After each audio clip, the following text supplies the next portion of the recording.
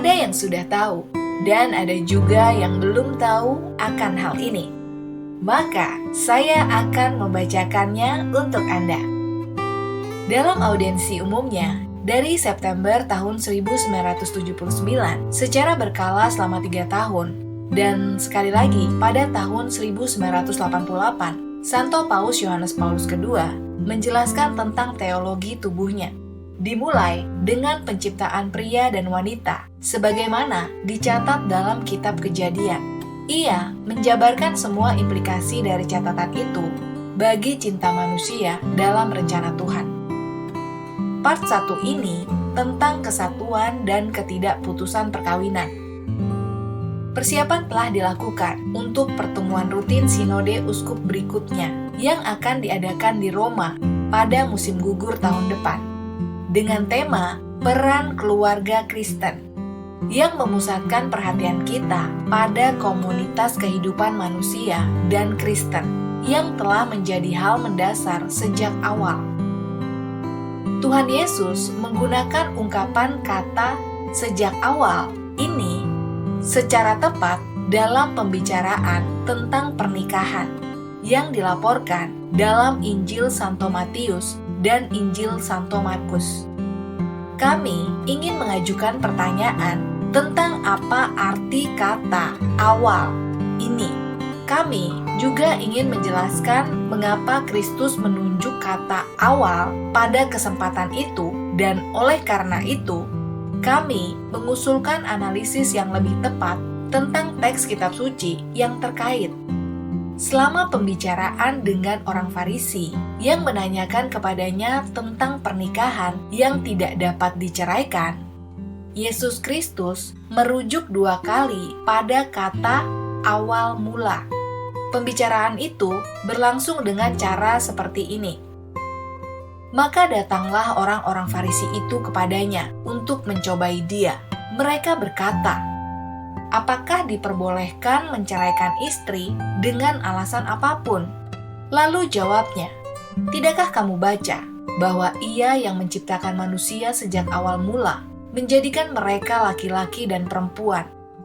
Dan firman-Nya, sebab itu laki-laki akan meninggalkan ayah dan ibunya dan bersatu dengan istrinya, sehingga keduanya itu menjadi satu daging. Demikianlah mereka, bukan lagi 2, melainkan 1. Karena itu, apa yang telah dipersatukan Allah tidak boleh diceraikan manusia." Lalu kata mereka lagi kepadanya, "Jika demikian, apakah sebabnya Musa memerintahkan orang untuk memberikan surat cerai jika ia menceraikannya?" Lalu ia berkata kepada mereka lagi, katanya, "Karena ketegaran hatimulah Musa mengizinkan kamu menceraikan istrimu. Tetapi sejak semula tidaklah demikian. Lihatlah dalam Matius 19 ayat 3 dan seterusnya. Lihatlah juga Markus 10 ayat 2 dan seterusnya." Kristus tidak menerima diskusi pada tingkat yang coba diperkenalkan oleh lawan bicaranya. Dalam arti tertentu, ia tidak menyetujui dimensi yang coba mereka berikan pada masalah tersebut. Ia menghindari keterlibatan dalam kontroversi yuridik kasuistik.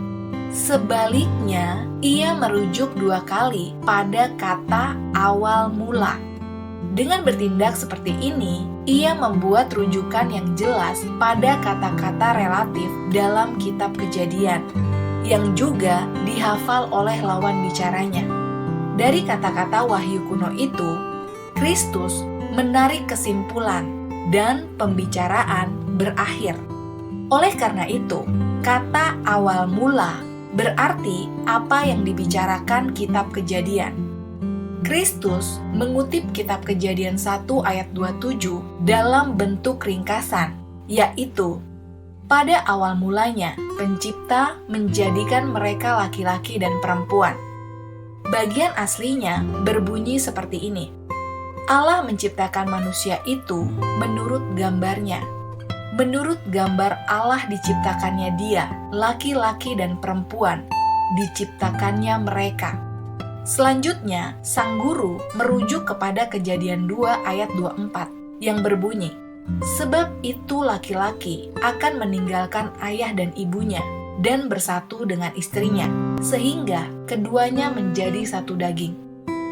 Dengan mengutip kata-kata seperti ini, hampir secara lengkap, Kristus memberikan makna normatif yang lebih gamblang, karena dapat didukung bahwa dalam Kejadian, kata-kata ini mengungkapkan pernyataan de facto menjadi satu. Makna normatifnya masuk akal, karena Kristus tidak membatasi dirinya hanya pada kutipan itu sendiri, tetapi menambahkan ini, "Demikianlah mereka bukan lagi dua, melainkan satu. Karena itu, apa yang telah dipersatukan Allah tidak boleh diceraikan manusia." Dan bahwa janganlah manusia menceraikan adalah tegas. Berdasarkan kata-kata Kristus ini, dalam Kejadian 2 ayat 24 mengemukakan asas kesatuan dan tak keterputusan perkawinan sebagai firman Allah yang diungkapkan dalam Wahyu yang paling kuno. Dapat dikatakan bahwa titik ini masalahnya telah tuntas, bahwa kata-kata Yesus Kristus menegaskan hukum abadi yang dirumuskan dan ditetapkan oleh Allah sejak awal sebagai penciptaan manusia. Mungkin juga tampak bahwa sang guru yang menegaskan hukum asli sang pencipta ini tidak melakukan apapun kecuali menerapkan makna normatifnya sendiri secara eksklusif dengan merujuk pada otoritas sang pemberi undangan pertama itu sendiri. Akan tetapi, ungkapan penting kata "sejak awal" itu yang diulang 2 kali jelas mendorong para lawan bicaranya untuk merenungkan cara manusia dibentuk dalam misteri penciptaan. Tepatnya sebagai laki-laki dan perempuan untuk memahami dengan benar makna normatif dari kata-kata kitab Kejadian. Dan hal ini tidak kalah validnya bagi orang-orang zaman sekarang dibandingkan bagi mereka yang hidup pada masa itu. Oleh karena itu, dalam kajian atau pembelajaran kali ini, dengan mempertimbangkan semua hal ini, kita harus menempatkan diri kita tepat pada posisi para lawan bicara Kristus zaman sekarang atau saat ini. Selama refleksi Rabu berikutnya pada audiensi umum, kita akan mencoba sebagai lawan bicara Kristus hari ini untuk membahas lebih panjang tentang kata-kata Matius dalam Matius 19 ayat 3 dan seterusnya, untuk menanggapi petunjuk yang disisipkan oleh Kristus di dalamnya. Kita akan mencoba untuk menyelami kata awal itu yang telah ia sebutkan dengan cara yang sangat penting. Dengan demikian, kita akan mengikuti dari jauh pekerjaan besar yang sedang dilakukan oleh para peserta Sinode Uskup mendatang mengenai pokok bahasan ini sekarang. Bersama-sama dengan mereka, banyak kelompok pastor atau imam dan kaum awam ikut ambil bagian di dalamnya dengan rasa tanggung jawab yang khusus berkenaan dengan peran yang diberikan Kristus kepada perkawinan dan keluarga Kristen. Peran yang selalu ia berikan dan masih ia berikan di zaman kita ini, di dunia modern ini. Siklus refleksi yang kita mulai hari ini dengan maksud untuk melanjutkannya selama pertemuan Rabu berikutnya, yang juga memiliki tujuan antara lain untuk mendampingi dari jauh, boleh dikatakan pekerjaan persiapan sinode.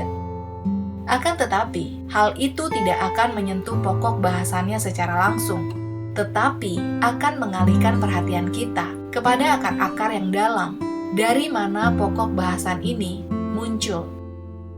Demikian surat kabar Tatah Suci oleh Santo Paulus Yohanes kedua tentang teologi tubuh part 1 dari 128. Dan sampai jumpa di part berikutnya.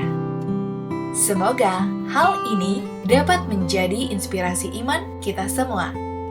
Ingatlah untuk selalu tetap setia pada iman Katolik kita. Sampai jumpa lagi Bersama saya, Benedikta. Salam sukacita.